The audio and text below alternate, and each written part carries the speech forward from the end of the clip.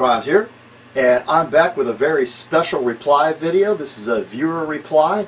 We had a lot of comments when Eldgrim tested these bracers right here. These are from Medieval Shop, and when you get an item to be reviewed, I mean, obviously you're reviewing it because some people might want to buy it. You might want to go to Medieval Shop and pick up a set of these bracers. You might want to wear these to your local Ren fair. You might want to use them for some type of combat reenactment, and you want to know how effective they are. So the first thing Eldgrim thought of is, well, let's test them. Let's see if these things can stop a cut, or if somebody was going to wear them decoratively around with them, but what would happen if somebody tried to cut me and I put my arm up? Well, he did that kind of testing. And if you notice, there's very few studs on here. We said studded leather bracers because that's what the product's basically called, or vambraces. They're actually studded leather vambraces. But this design here, you can see where he tried cutting this, he went up to the maximum level he could. The cuts did not go through from the small blades, but he even hit these studs. So the studs actually aided him in some way.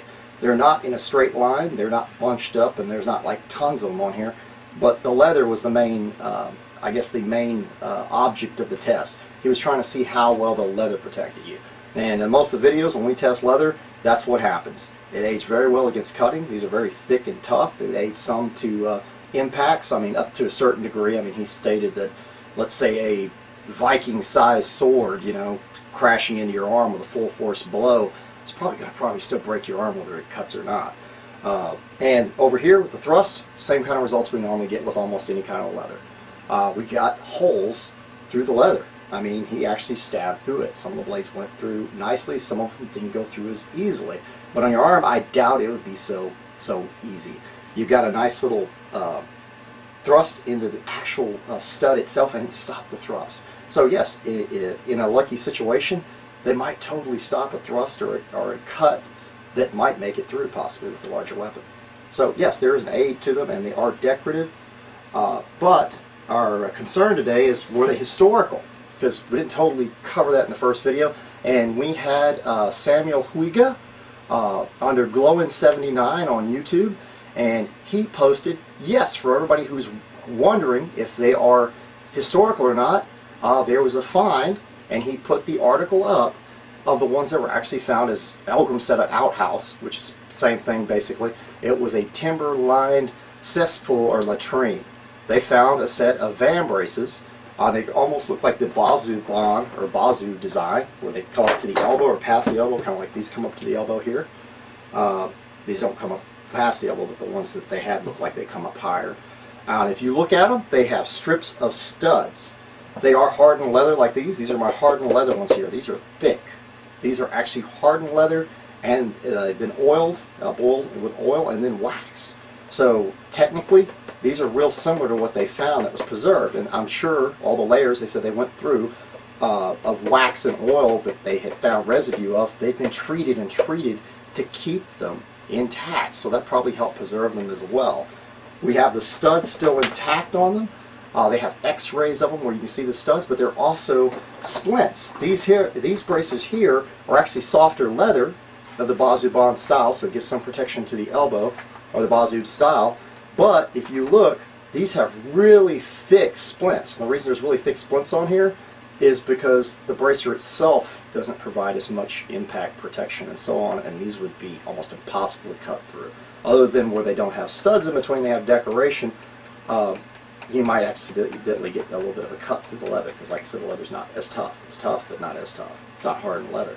Well, what they've done is they put your strips in between, and the actual strips or splints of metal were very small. They weren't even wider than the actual tightly packed strips of studs or rivets.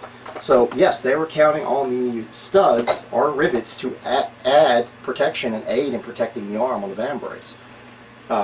So, I mean, other than stuff like this, it's more decorative because there's not as many studs spread down it. It was actually on there for a reason. You can see it. And the studs are protecting the arm. So, yes, he is correct. I mean, other than some small splints, it looks like that might have been added, much like this one, to help give fuller protection, because there's no way you can get in between one because they're strips. That's basically the whole design. They were hardened leather, metal to aid in it. I'm sure they would probably stop a large weapon like a full-size arming sword. They were found around the I believe it was like 1350, around the 14th century, and they might have been used up into the 15th century. They're not sure. We also see a lot of depictions of people wearing arms that possibly could be leather done in this way. And yes, sometimes in harnesses, so that could be an argument too. Some people would argue that they were part of a harness with a elbow cop and a cannon, and that they were splinted on top and splinted on the bottom. Well, apparently this one wasn't pure splints. You see that when we test our Japanese armor, that's on cloth, and those are splints, is basically what they are. More of them and tighter together, but they give the protection as well. So you can either get the protection from leather and add metal to slow the edge down in some way, or you can get it from just pure splints. That we find that as well historically. Will just be a whole bunch of splints, really thick ones, tight together on straps put around the leg or the forearm. So these studs apparently do their job if there's enough of them and they're lined up properly, and they were used historically on bracers. We find that on these vambraces, and like I said, they do look a lot like the Bazubon type, so they probably didn't have an elbow cop because the leather came up and covered the elbow itself. I mean, that's what it looks like to me, and that's what a lot of people believe about the find. Now, as for studded leather armor, like in Gygaxian D&D, where you see the ranger wearing the green suede leather with studs like this spread out all over it, yes, I would have to say that's decorative. Unless it's a brushed leather coat and you have like so many layers of leather it's ridiculous, it might turn a sword.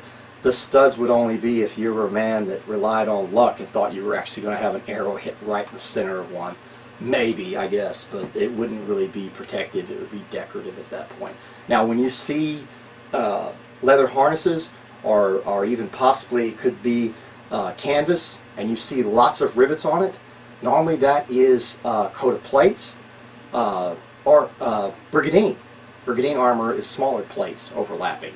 And we even find gloves and gauntlets like that. So I believe Lindy Bage talked about some, and they had all these little rivets on it in their leather in a museum, but the inside was all plates. So yes, that did confuse some historians seeing that depicted, because they saw it depicted in different artwork, and they thought immediately, studded leather armor. And I mean, that's what kind of got a lot of the early myths going, and Gygax kind of went with whatever anybody wrote. So early concepts of armor, he thought it existed. So he put it in the game, and I mean, made a type of armor for it.